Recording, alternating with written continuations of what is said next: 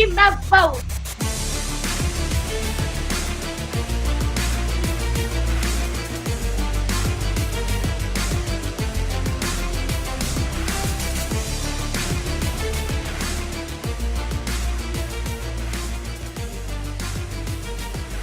Court is in session with Ryan in Sacktown on If You Don't Like That. Now, Ryan in Sacktown. Oh, must be Ryno.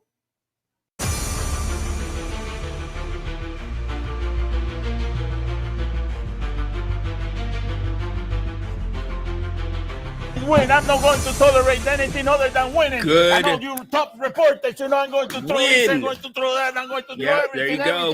That's what Doug Christie's doing. Winning is the name of the game. That's it. Right I now. don't accept losing First anymore. practice. Training camp. Good morning. How we doing? Ryan in Sacktown with you. Kings Court morning shoot around training camp getting started right now, actually. Practice 10 a.m., right around 10 a.m. Media availability is at 12. So, yeah, they're getting going right now. Oh, you see my iPad right there. Got the baseball playoffs on.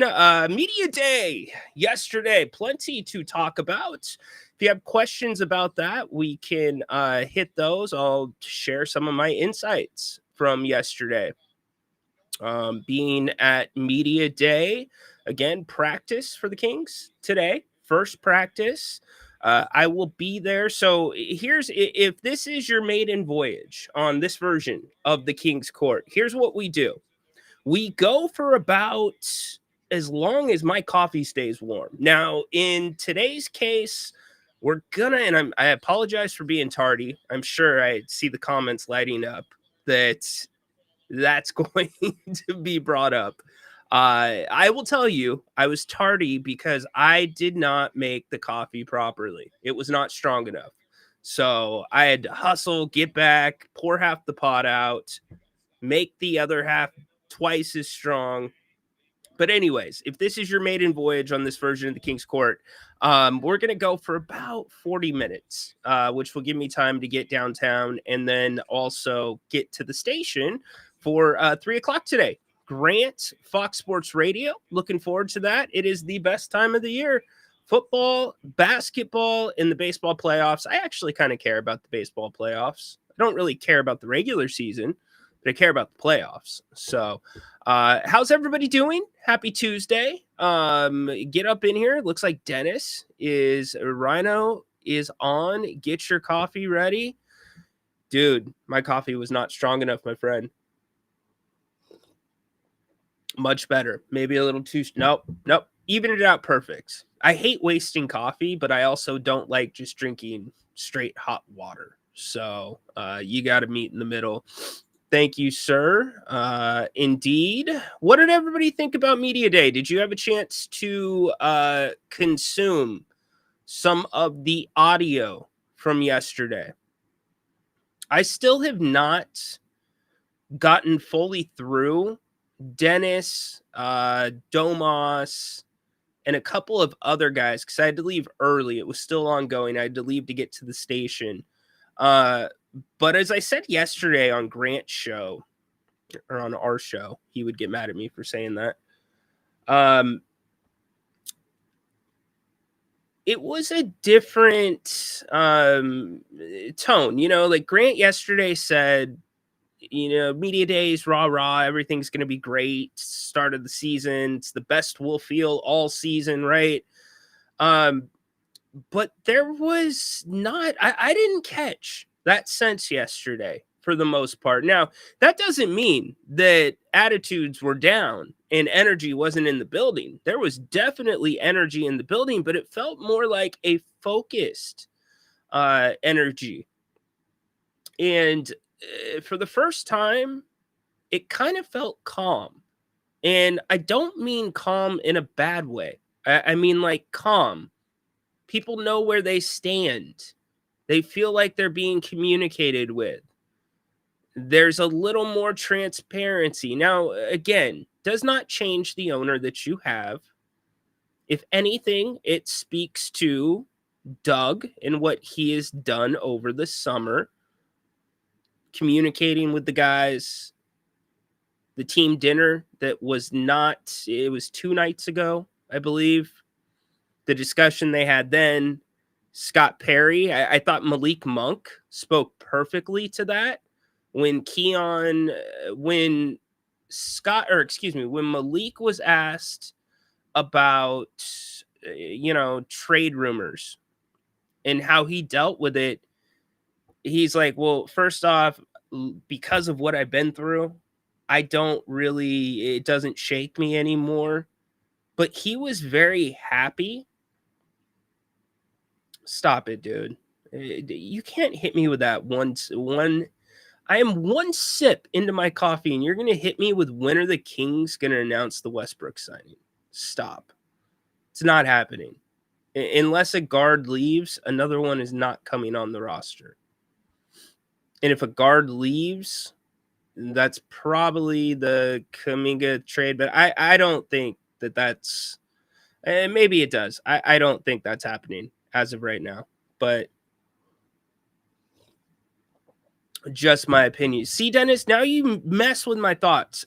Back to what I was saying. Malik talked about how Scott sat down with him. Malik talked about how if his agent is telling him anything different than Scott, then he would be worried. And that didn't happen. So this is my long roundabout way of going or saying this. It's better than it was when the guys were leaving the building after the play-in. It's better than it was. Keegan Murray, again, usually the guy that's it comes off as passive, although you definitely know when he's in the building, he's a big guy. He's built well. But when asked about his contract talks, same thing. I'm letting my agent handle it. I'm not worried about it. My agent knows that I only want to see a message if it's important. So these guys seem to be in a decent place there. I think they understand the battle that's ahead of them. But it seems like there's a little bit of peace within the building, which is awesome to see, awesome to hear for this moment. Now, again, media day. Today's the first day of training camp. So take it for what you will.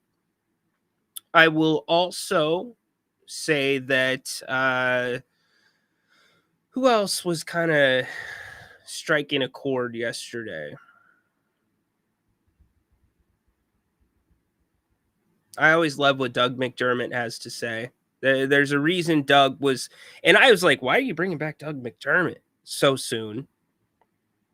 But then you talk to other guys on the team, you talk to Doug, and you realize his role is just as big off the court as it is on the court. Those guys respect him a ton.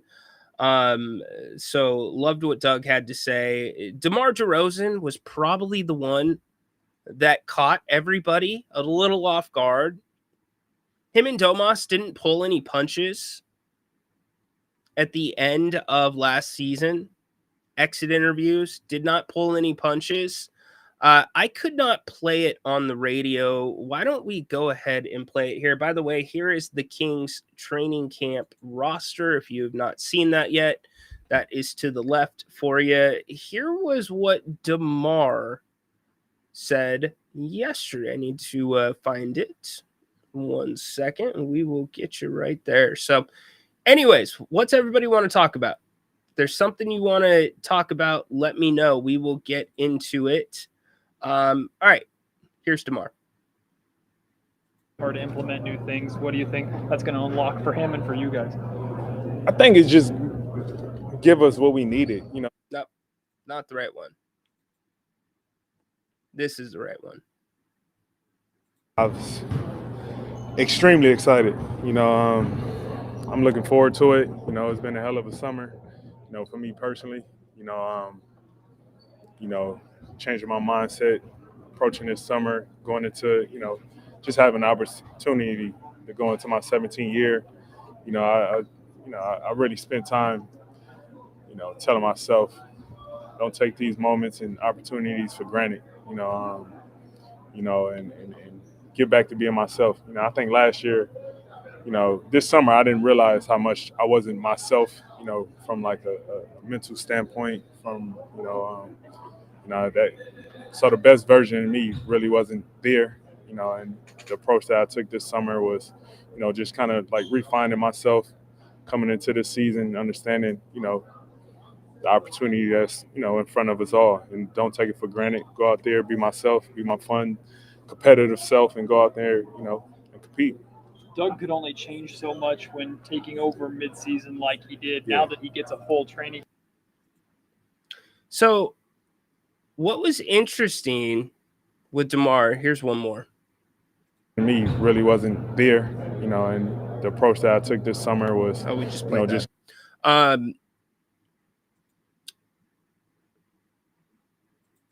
Let's play this one and then I'll give you my thought. I was extremely excited. I'm looking forward to it. It's been a hell of a summer.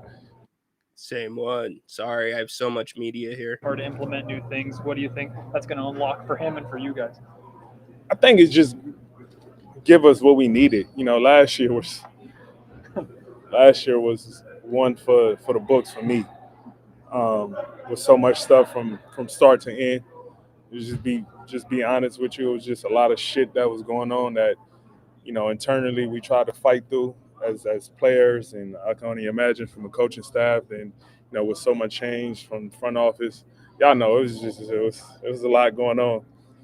But we, with the guys that was here, we still try to manage to make something out of it, and from that moment on when things started to change, I knew if we had the opportunity to be under Doug and see Doug's vision and have a training camp with Doug, with the players we needed, we could do something, and we didn't have that, last year because so much stuff was happening. So I think this time around, you'll see a much different team. Training camp hasn't even started yet, but have you already noticed kind of that reset and the difference from the chaos of last year? Without doubt, without a doubt, and it's not nobody's fault. We all have issues internally with our jobs and everything. So for me, that was kind of the calm of it. It's like, yeah, we know what last year was. Domas got his point guard. Everybody's speaking very highly of Dennis. I did not get to see him yesterday. I'll see him today after practice. They also want to play fast, which is interesting. I don't disagree with the idea of playing fast if I am the Kings. However, when Doug was asked about his rotation, he said he would like to play 10. 10 is the number that he has in his head. And I wonder if that is feasible, not only from the way that the roster is built, but also when I look at other teams that like to play the same way. If you look at, and please understand, the Kings are not in the same neighborhood of last year's Pacers team. They're not in the same neighborhood of your reigning NBA champions, the Oklahoma City Thunder. But I am going to draw an analogy to those two teams, specifically Indiana. It's not like I talk for a living. Specifically the Pacers. The Pacers played how many players? You know why? Because they played fast. Now, their bench is much deeper than the Kings bench.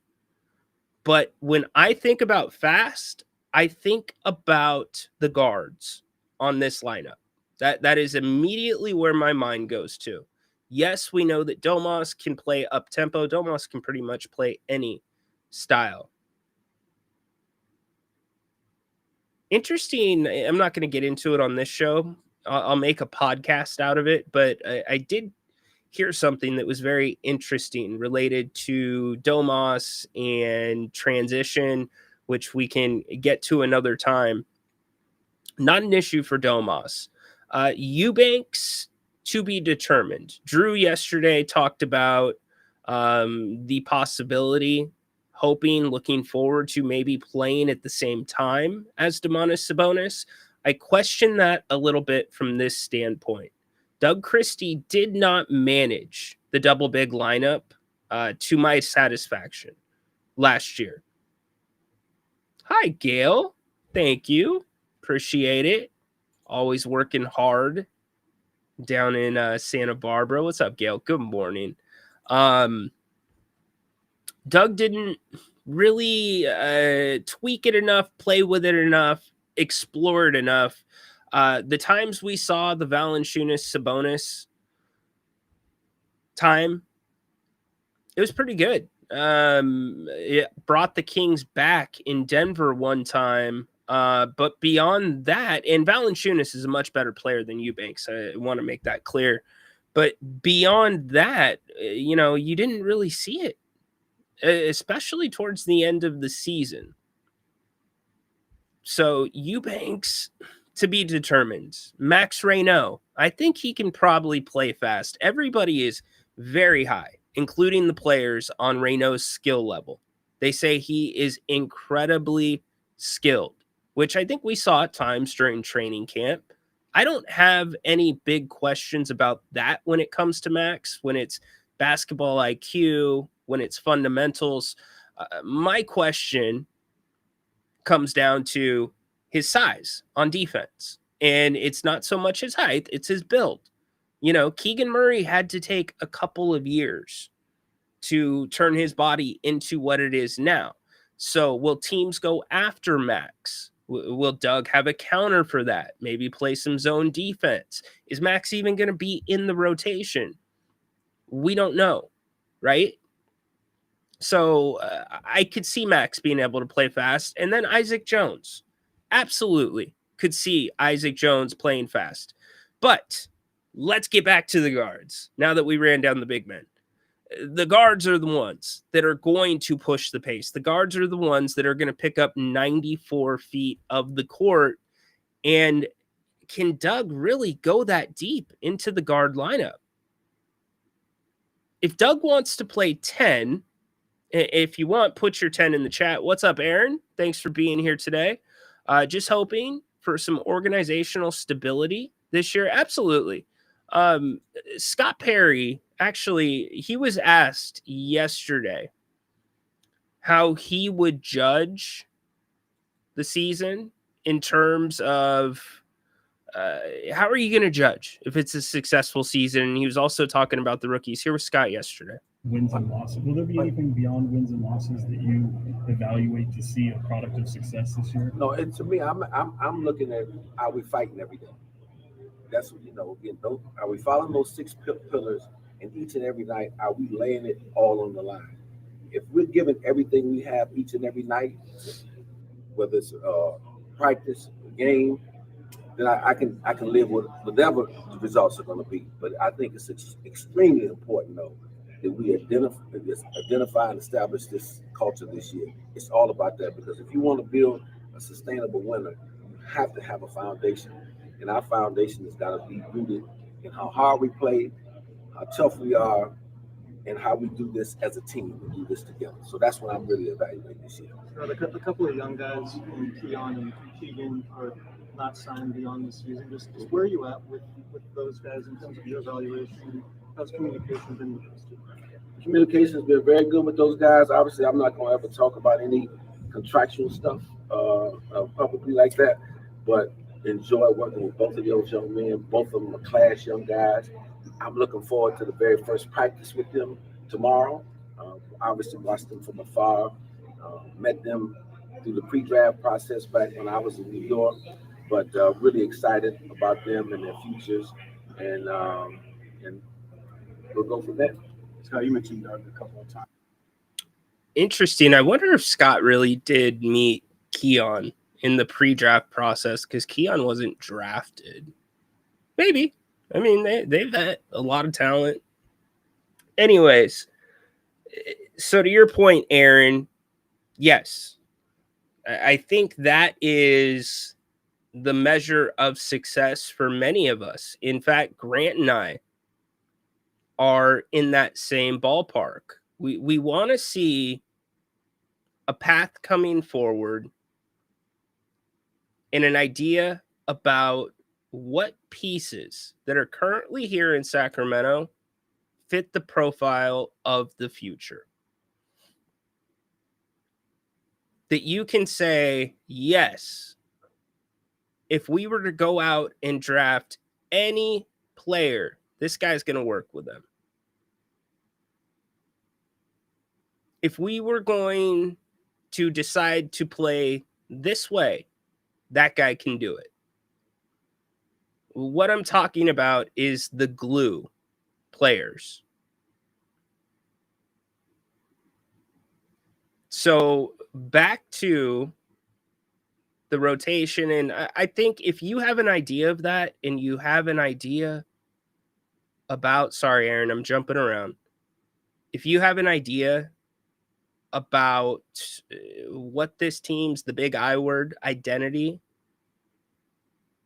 could be, or an identity is starting to form, then it's an okay season. As long as those things that Scott says happen.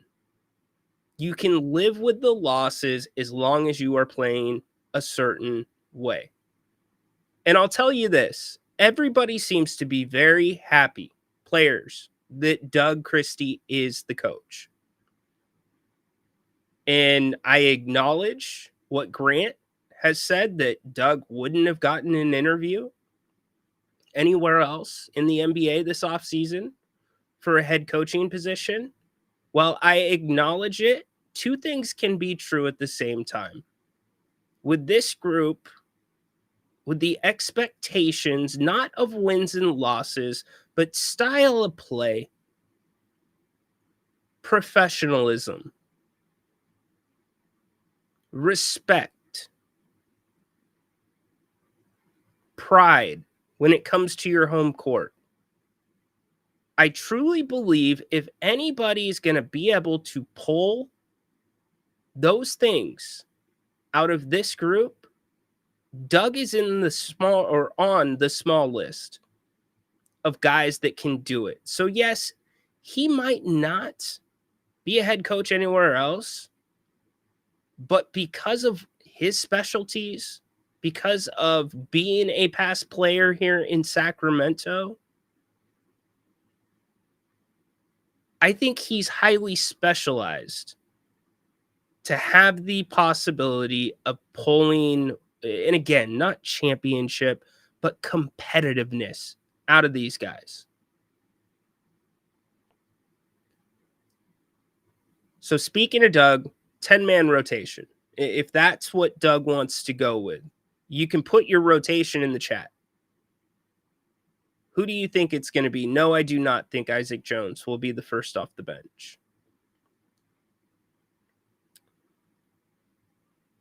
I think Keon Ellis will likely be the first off the bench. That would be my guess. I think it's going to be Keon, Malik, and now we're up for grabs at that point, Dennis. The unknown of the rookies. Neek, Max, definitely could be IJ. It could be Drew. You don't know. That's what training camp's for. That's what these next couple weeks in the 5 preseason games are about. It's testing. It's trying things. It's trial. It's error. I do know this, and I mean this seriously. If we're sitting here 3 weeks from now, if we're sitting here on October 21st, the day before the Kings' first home game, or first game of the season, if we're sitting here on the 21st and Doug Christie's talking to the media about making what I would consider what Mike Brown did, a drastic change to the starting lineup. And we're hearing for the third time that I'm not comfortable with my rotation. That's going to take me some time. If we're hearing those things, I'm going to be really concerned. Not just for this team, but also Doug Christie. What I'm trying to say is I can't see a training camp that really could go much worse than last year's. Last year's training camp was very awkward. It was clunky. Seemed like communication was not great. Mike Brown, the Kings lost all 5 preseason games, number one. Number two, the three-point shooting was horrendous. And if you remember the last preseason game against the Clippers, the Kings just got hammered. I mean, hammered. And after that game, the next day, Mike Brown comes out and says, well, you can put that on me because I told the guys they could only play out of these certain sets, right? These certain sets. I wanted them to just do these things because those are the things that are going to have to be implemented and mixed in. And I'm paraphrasing here, mixed in to what we want to do. Stuff the guys are not super familiar with, kind of hinting at, I want you guys to me, make multiple passes before shooting, really work the mid-range game, stuff like that. Like this training camp cannot go nearly as bad as last year's went. And even from a media standpoint, oversharing with the media, I thought Mike did that. Malik Monk did that. I expect it to be much better. And really, you can't put any limits on these guys this training camp. You just don't have the time with the schedule this year. The Kings' schedule before Thanksgiving is brutal. I don't have the schedule in front of me, but I want to say, based off my memory, somewhere around 17 of the first 24 games. That's the number that's coming to my head. Somewhere in that neighborhood are against playoff teams from last year. 3 of those games are against Oklahoma City. So yes, there's going to be things that you're going to tweak. If guys aren't playing well, then yeah, you're going to have to make some changes. But when we get to October 22nd, this thing needs to be ramped up and ready to hit the floor. I don't feel like that was the same last year. And I'm not going to dive into what DeMar talked about. He literally said a shit show. So I'm optimistic on that front. I'm optimistic that we will know a lot more come the 21st than we knew last year before the first game. AP, what's up, dude? Can Dennis drive to the hoop and dish to Domas like Fox used to when Domas first came to Sac? To be determined. Zach touched on it yesterday. Who else talked about it? Keon talked about it. I believe Keegan hit on it as well. DeMar hit on it. The importance of Dennis. I know Doug Christie talked about Dennis really understanding shot profiles, which if you want to break shot profiles down into, if we were going to do basketball for dummies, shot profiles, knowing each guy on the court, knowing their favorite spots. That's kind of what it is. If you see that guy in that spot, then get him the ball. And also timing. Is this the right point in the game to be doing that? If it's not, there better be a good reason why you're doing it. I think you get that all in Dennis, but also some toughness. He's a guy that's got some edge, and this is all stuff that the guys were saying yesterday. So can he get to the hoop? I think he's capable. I'm not so worried about can he get to the hoop and dish. What I'm more interested to see is how he can work the pick and roll game with Domantas Sabonis. Can Zach LaVine and Domantas improve the pick and roll game from last year? Zach was asked that question, and Zach said, he was asked, did you work with Domas this summer on the pick and roll? He said that they did not work, but they talked a lot this summer. So the pick and roll really, to me, is what opens up the offense for the Kings. It gives them a second dynamic. In fact, it gives them a third dynamic. If you have a good pick and roll game that you can execute with more than just one guy running the point in Malik, then that will help this team out tremendously. Because as much as we like to think of Sabonis, and if you ask Domantas Sabonis to go out there and get you 13 assists a night, guess what? He could do it. We've seen him do it. But that's not the best version of Sabonis. He can do so much more in different areas of the game if you free him up from that. Now, that doesn't mean that you don't bring Domas once in a while out to the perimeter and you let him dish, you let him execute, because you keep the defense honest. It's, again, being able to give them different looks. But if there's one place you want Domas when a shot goes up, it's under the hoop.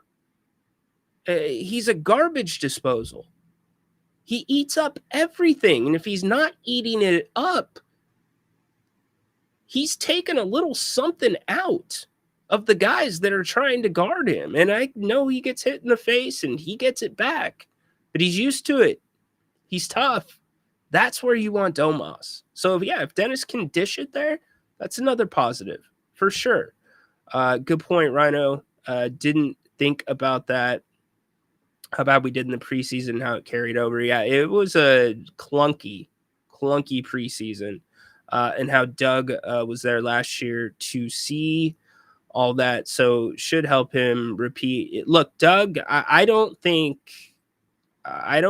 Doug, I haven't talked to him. We exchanged pleasantry. Can't even. This is why I can't talk. Only had 3 sips of coffee. We said a quick hello yesterday, and that was it. So I haven't talked to him much, but I feel safe speculating that Doug's not thinking about what happened under Mike Brown. Doug's not thinking about anything else but his plan and what he wants to do. Now, certainly he's going to be influenced by those that he's learned from in the coaching business, but I think Doug is one of those people that's in the moment, that's always prepared for the moment, and I think it's a new path going forward, and I hope that path is successful. Peter, I liked that Levine said he wants the ball. Wish that Murray was more selfish and said, I need the ball too. There's different ways of saying that, Peter, without explicitly saying, I need the ball. The most interesting thing that Keegan Murray said yesterday, and we're going to end here because we've got to get going. One thing I want you to think about is not so much. Doug was asked who the starting five is going to be. He said he had 5 in mind, but was not going to share it, and certainly could change based off of training camp. One thing I want to challenge all of you to think about is not so much who's the starting 5, but who do you really think is going to be the 5 that's finishing games consistently for the Kings? But check out what Keegan said yesterday. I want to see if anybody else catches this. Do on a consistent basis? Yeah, I mean, for me, it's just being more assertive on both sides of the ball. Defensively, just find a way to find steals, things like that. Offensively, just being myself again. So I'm excited to get the ball rolling. And I think for me, I feel extremely confident going this year. So I'm excited to get going. Keegan, to that point, you've been asked to do different things each season. Does it feel like this is a part of a process where all those things maybe kind of coalesce and come together at some point, and you become like the complete player that you will be in time?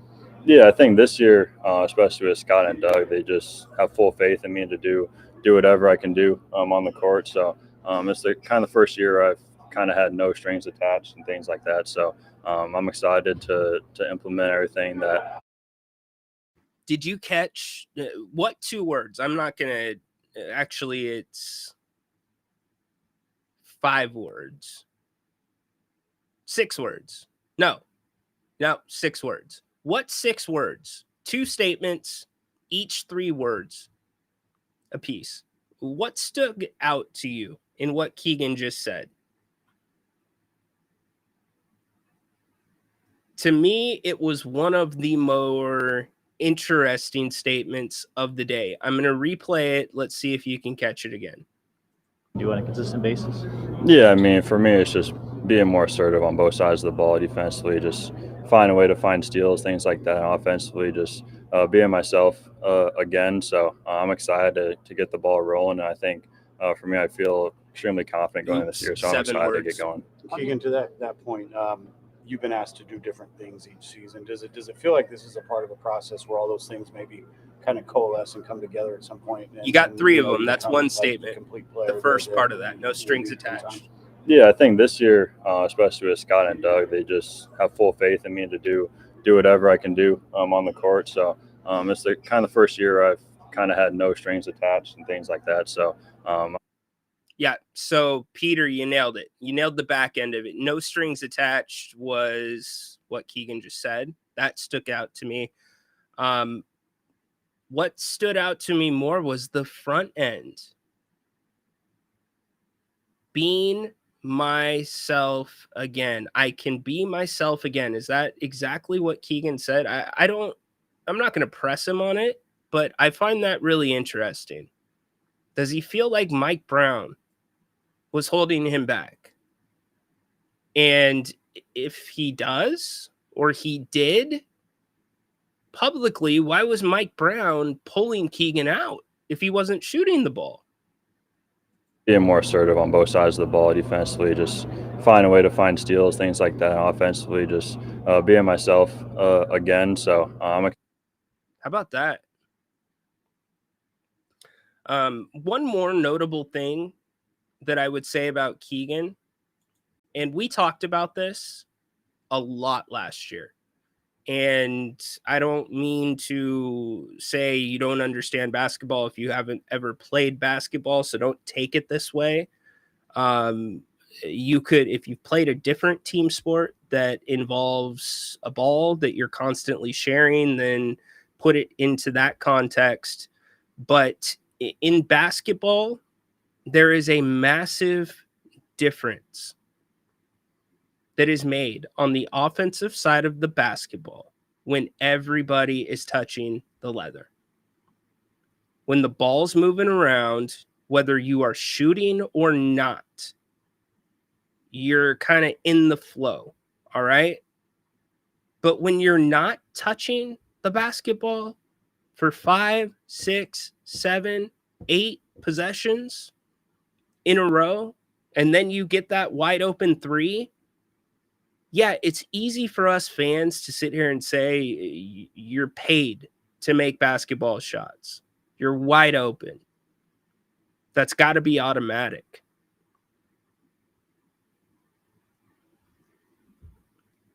not going to say, here's what I'll say. Two things can be true at once. Sure, yeah, that shot's probably got to go down more times than not. However, it's also true that shot is exponentially more difficult when you have not been touching the basketball. And there are a number of Kings that have fallen into that category over the last season and a half that went from really good three-point shooters to all of the sudden very bad three-point shooters. We can go down a list. Keegan yesterday also talked about the importance for him of what he called, quote unquote, catching a flow with his shot. Catching a flow. He's talking about rhythm. He said earlier this summer, he felt like he was catching a good flow. There's more things that go into that than just seeing the ball go through the hoop. So I am hoping more than anything this season that, if they're going to play fast, the ball is moving. It's got to be moving. And I'll tell you, Peter, yes, I think a lot of Kings fans would like it if Keegan came out and said, give me the damn ball. But we just need to realize Keegan is who he is. You're not going to change him. For those that don't know, Keegan at an early age had to go through anger management because he would get so pissed on the basketball court. So now he's on the other side of the spectrum, but in his own way, he's pushing back. You saw it change a little bit more the second half of last season, and I can tell you from being around him, he has a presence. He has a different presence now. Keegan Murray has a very good understanding of the impact that Keegan Murray can have in a game. We're talking about a guy, what did he score against Utah? Was it 60? What was it? Is it 59? 60? I forget what the number was. The guy can get it going. So, hopefully that's what we continue to see. Him starting to get it going. We see this team. Most important thing coming out of training camp, stay healthy. Stay healthy.